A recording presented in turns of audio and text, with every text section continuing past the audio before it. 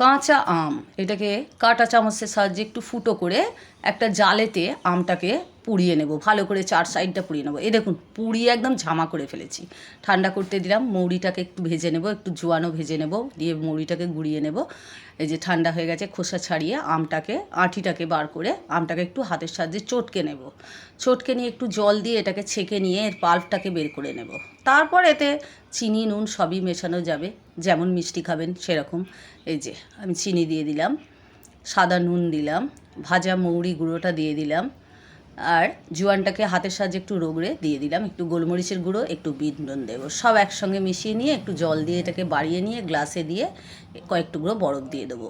গরমে অত্যন্ত একটা ভালো উপকারী শরবত এই আম পানা, পোড়া আমের শরবত।